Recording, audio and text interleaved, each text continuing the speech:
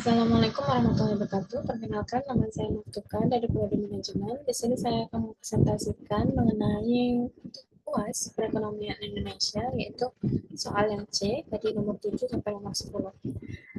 Baiklah, nomor 7. Bagaimana hubungan antara demokrasi dan pertumbuhan ekonomi? Berikan argumen yang mendukung dan menentang pendapat bahwa demokrasi meningkatkan pertumbuhan ekonomi.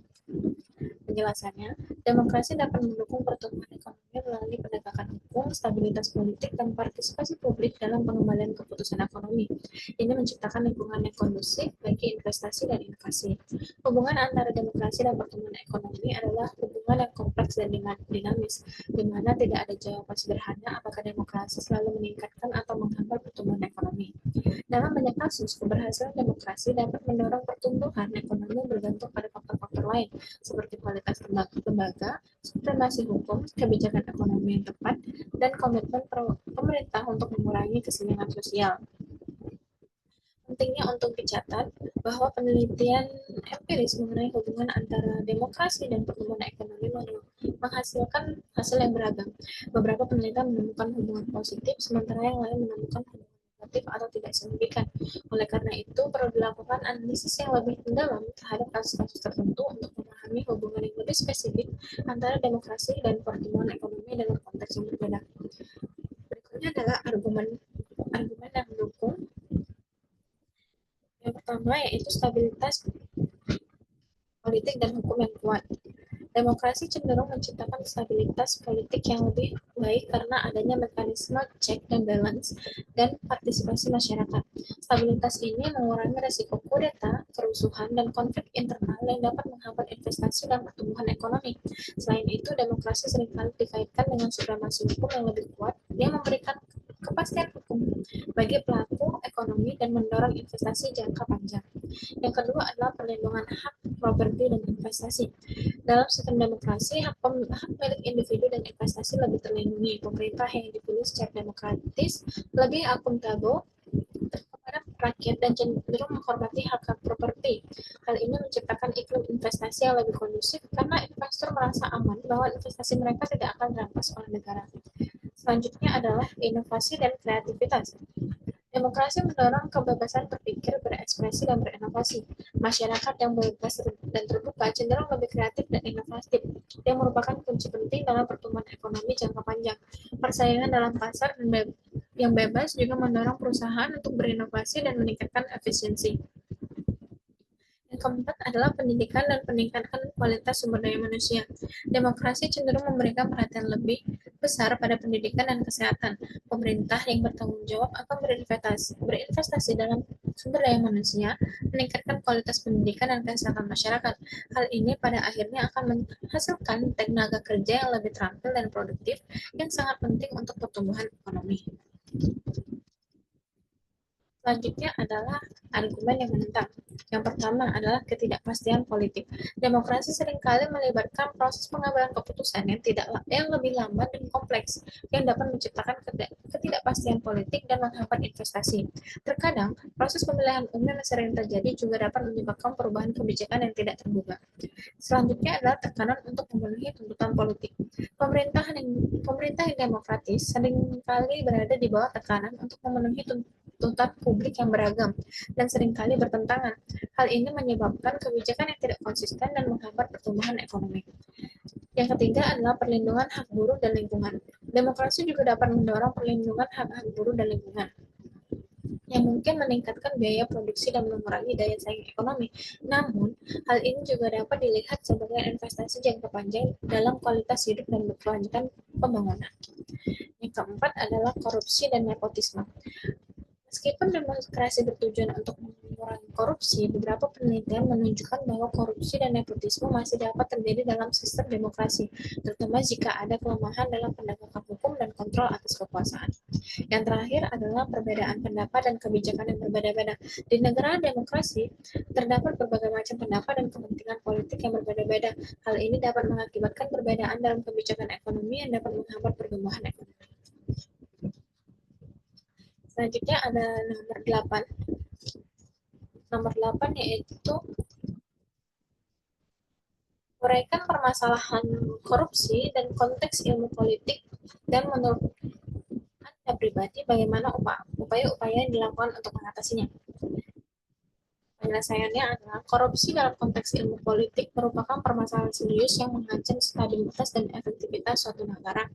Korupsi politik yang melibatkan penyalahgunaan kekuasaan untuk kepentingan pribadi atau kelompok dapat merusak sistem demokrasi, menurunkan kepercayaan publik terhadap pemerintah, dan menghambat pembangunan. Upaya pemberantasan korupsi memerlukan pendekatan komprehensif dan melibatkan aspek hukum, kelembagaan, dan sosial.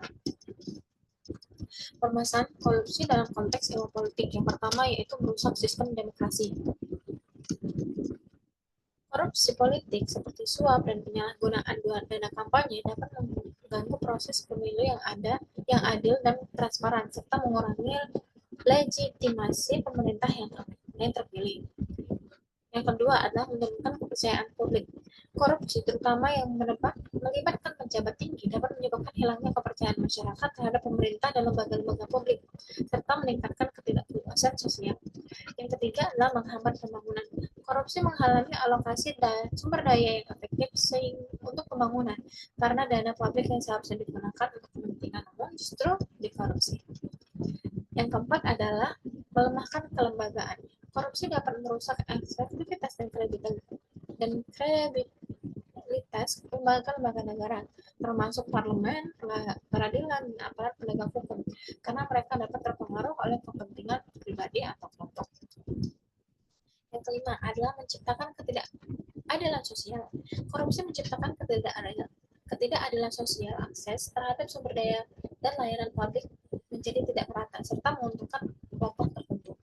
Yang terakhir adalah meningkatkan resiko konflik. Korupsi dapat memperburuk ketegasan sosial dan politik, bahkan memicu konflik karena ketidakpercayaan dan ketidakpuasan yang luas. Upaya pemberantasan. Yang pertama adalah penguatan hukum dan penegakan hukum.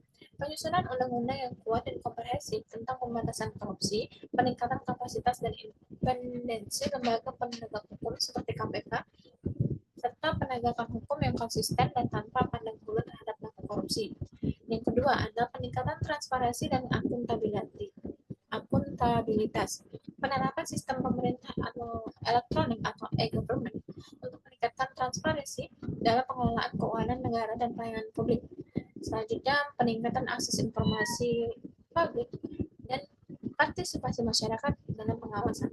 Dan yang terakhir adalah penguatan sistem pengawasan internal dan eksternal terhadap lembaga-lembaga publik.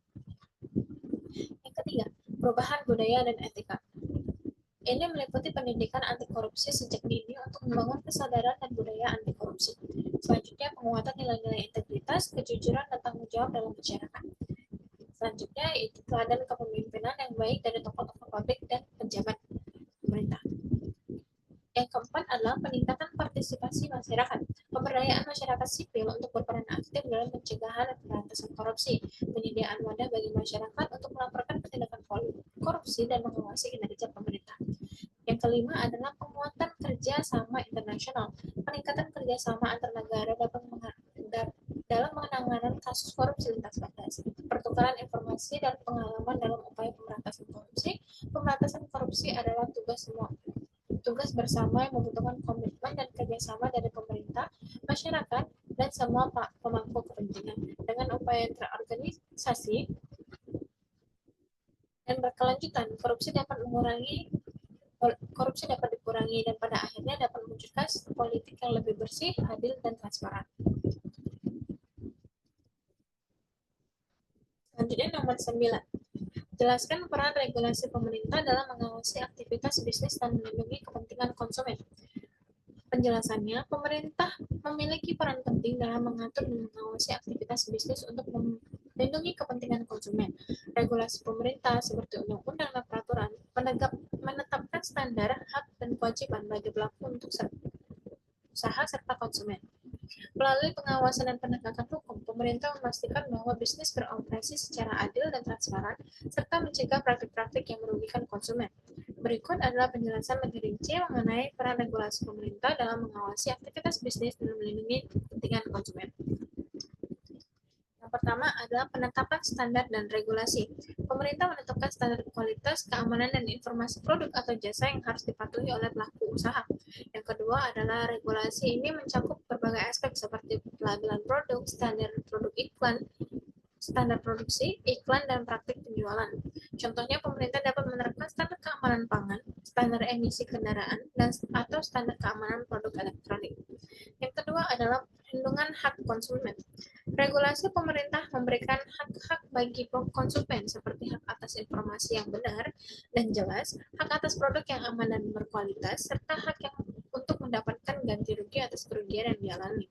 Selanjutnya itu Undang-Undang Perlindungan Konsumen, misalnya mengatur hak-hak konsumen dan kewajiban pelaku usaha. Selanjutnya, pemerintah juga memberikan mekanisme penyelesaian sengketa konsumen seperti lembaga mediasi atau pengadilan konsumen untuk menyelesaikan masalah antar konsumen dan pelaku usaha. Yang ketiga adalah pengawasan dan penegakan hukum. Pemerintah melakukan pengawasan terhadap aktivitas bisnis untuk memastikan kepatuhan terhadap regulasi dan yang berlaku. Pengawasan ini dapat dilakukan melalui inspeksi, audit, atau pengujian produk. Jika ditemukan pelanggaran, pemerintah dapat memberikan sanksi administratif, denda, atau bahkan penutupan usaha. Contohnya, Badan Pengawasan Obat dan Makanan atau BPOM melakukan pengawasan terhadap produk makanan dan obat-obatan yang beredar di pasaran. Yang keempat adalah peningkatan kesadaran konsumen. Pemerintah juga berperan dalam meningkatkan kesadaran konsumen mengenai hak-hak mereka dan cara melindungi diri dari praktis bisnis yang merugikan. Pemerintah dapat melakukan kampanye edukasi, sosialisasi, dan pelatihan pada konsumen. Dengan meningkatkan kesadaran konsumen, mereka akan lebih mampu membuat keputusan yang tepat dan terlindungi dari pihak bisnis yang tidak etis. Yang kelima adalah mendorong tanggung jawab pelaku usaha. Regulasi pemerintah juga mendorong pelaku usaha untuk bertanggung jawab dan menjalankan bisnis mereka. Dengan adanya sanksi dan pengawasan, pelaku usaha akan lebih berhati-hati dalam memproduksi dan memasarkan produk mereka. Pelaku usaha juga diharapkan untuk memberikan informasi yang jelas dan akurat kepada konsumen, serta memberikan pelayanan pengguna jual yang baik. Dengan demikian, regulasi pemerintah memainkan peran penting dalam menciptakan lingkungan bisnis yang sehat dan melindungi kepentingan konsumen. Regulasi ini tidak hanya memberikan kepastian hukum bagi pelaku usaha, tapi juga memberikan perlindungan dan hak-hak jelas bagi konsumen. Selanjutnya adalah nomor 10. Jelaskan mengapa penting untuk membangun sikap entrepreneur di kalangan rakyat Indonesia. Pentingnya membangun sikap entrepreneur di kalangan rakyat Indonesia dapat dijelaskan dari beberapa aspek. Yang pertama, menciptakan lapangan kerja dan mengurangi pengangguran. Kewirausahaan membuka peluang usaha baru yang pada gilirannya menciptakan lapangan kerja dan membantu mengurangi angka pengangguran di Indonesia. Yang kedua, mendorong pertumbuhan ekonomi. Kewirausahaan berperan penting dalam memajukan perekonomian nasional dan daerah dengan meningkatkan produktivitas, inovasi, serta pendapatan masyarakat. Yang ketiga, meningkatkan kemandirian dan kesejahteraan masyarakat. Sikap entrepreneur mendorong masyarakat untuk lebih mandiri dan tidak bergantung pada pihak lain, serta berkontribusi pada peningkatan kesejahteraan melalui penciptaan nilai ekonomi. Yang keempat adalah mendorong inovasi dan daya saing. Kewirausahaan menumbuhkan kreativitas dan inovasi yang esensial untuk meningkatkan daya saing bangsa di berbagai sektor. Yang kelima adalah pengembangan diri atau pengembangan potensi diri. Berwirausaha memberi kesempatan bagi individu untuk mengembangkan potensi diri secara maksimal, serta melakukan hal-hal yang disukai melalui sesuai dengan minat dan keahlian. Baiklah, itu saja presentasi dari saya. Lebih dan kurang saya mohon maaf. Saya akhiri. Wassalamualaikum warahmatullahi wabarakatuh.